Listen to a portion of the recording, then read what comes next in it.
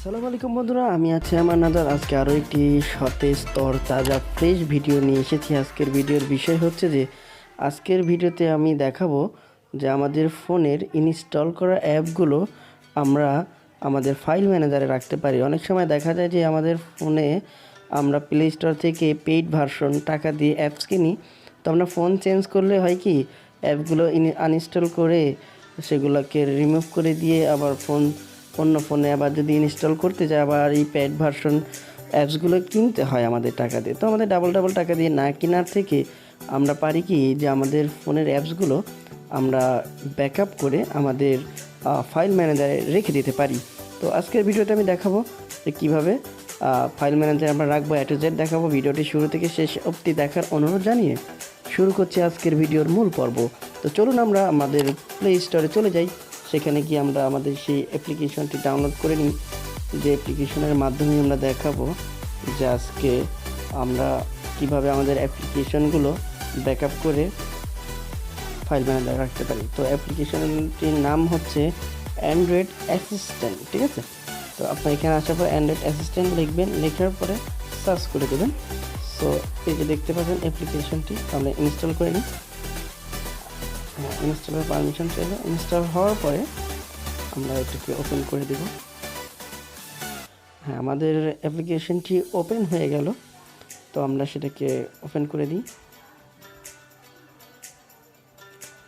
অ্যাপ্লিকেশনটি ওপেন করার পরে দেখতে পাচ্ছেন আমাদের ফোনের সব কিছু এখানে শো করতেছে। CPU, RAM, তারপরে ব্যাটারি চার্জ, তারপরে এখানে ইনস্টল স্টোরেজ, এটা কতটুকু খালি আছে কতটুকু ভরা আছে এখান থেকে আমরা সব কিছু দেখতে পারবো। তো আমরা এটাকে স্ল্যাশ করে প্রসেসর, আমরা এখানে প্রসেসর দেখতে পারি।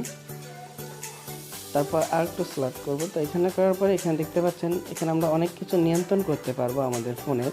এখান থেকে ব্লুটুথ অন করতে পারবো, ওয়াইফাই, তারপর মোবাইল ডাটা কানেকশন, এখানে অনেক কিছু করা যাবে। তো আমরা এখান থেকে আবার আমাদের ফোনের অ্যাপসগুলো আনইনস্টলও করতে পারবো। অনেক ফোনে দেখা যায় যে টিপ দিয়ে আনইনস্টল করা যায় না, তো আমরা সেটা করতে পারবো। তো আমরা এখন যেটা করব, মূল যে কাজটা সেটা হচ্ছে আমরা আমাদের ফোনের অ্যাপ্লিকেশনগুলো আমরাকে ব্যাকআপ করব। তো সেজন্য আমাদের এই যে ব্যাকআপ অ্যান্ড রিস্টোর দেখা যাচ্ছে, এখানে ক্লিক করে দেব। এখানে ক্লিক করে দেওয়ার পর আমাদের সামনে এরকম একটা পেজ ওপেন হয়ে গেল। এখান থেকে আমরা চুজ করতে পারি আমরা যেই ফোনের যেই অ্যাপ্লিকেশনটি ব্যাকআপ করব সেটা আমরা এখান থেকে ক্লিক করি। তো আমি আপনাদের দেখানোর সাথে ধরুন এই যে এই অ্যান্ড্রয়েড অ্যাসিস্ট্যান্টটাই আমরা আপনার ওই ব্যাকআপ করবো, ঠিক আছে। তো আমরা এখানে ক্লিক করে দিলাম। ক্লিক করে দেওয়ার পরে একটু বাম পাশে দেখবেন ব্যাকআপ, তো আমরা এখানে ব্যাকআপে ক্লিক করে দিই। আমাদের ফোনটা আমাদের অ্যাপ্লিকেশনটা ব্যাকআপ হয়ে গেল। তো চলুন আমরা ফোনে চলে যাই। তো আমরা ফোনের ফাইল ম্যানেজারে চলে যাই। ফাইল ম্যানেজারে যাওয়ার পর এখান থেকে আমরা ফোনের স্টোরেজে যাব। ফোনের যেটা দেখতে পাচ্ছেন এখানে একটা ফাইলই অলরেডি ক্রিয়েট হয়ে গেছে, যে অ্যান্ড্রয়েড অ্যাসিস্ট্যান্ট আর অ্যাপ ব্যাকআপ। তো আমরা এখানে ক্লিক করে দেবো। দেখতে পাচ্ছেন আমাদের সেই অ্যাপ্লিকেশনটা এখানে চলে এসেছে। তো চলুন আমরা আরও একটি অ্যাপ্লিকেশন ব্যাকআপ করব। তো আরও একটি কোনটা করা যায়, ধরুন এই বিকাশ অ্যাপ্লিকেশনটা এখানে মার্ক করে দেওয়ার পর আমরা আবার এই ব্যাকআপে ক্লিক করে দেবো। বিকাশটাও হয়ে গেছে। আপনারা ভয় পাবেন না, মনে করতেছেন এখান থেকে হয়তো চলে যাচ্ছে না, এটা সব নিচে আসতেছে যেগুলো আর কি ব্যাকআপ হয়ে গেছে।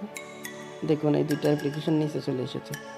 তো চলুন আমরা আমাদের ফাইল ম্যানেজারে আবার চলে যাই, দেখি আমাদের বিকাশটা। দেখুন আমাদের বিকাশটাও হয়ে গেছে। তো বন্ধুরা, এভাবে আপনাদের পেইড ভার্সন বা যে কোনো গুরুত্বপূর্ণ অ্যাপ্লিকেশন ব্যাকআপ করে ফাইল ম্যানেজারে রেখে দিতে পারেন। তো বন্ধুরা, ভিডিওটি এতটুকুই ছিল। ভিডিওটি শেষ অবধি দেখার জন্য ধন্যবাদ সবাইকে। আর ভিডিওটি ভালো লাগলে লাইক করে শেয়ার করে দেবেন। আর এরকম ভালো গুরুত্বপূর্ণ ভিডিও পাওয়ার জন্য আমাদের চ্যানেলটি সাবস্ক্রাইব করে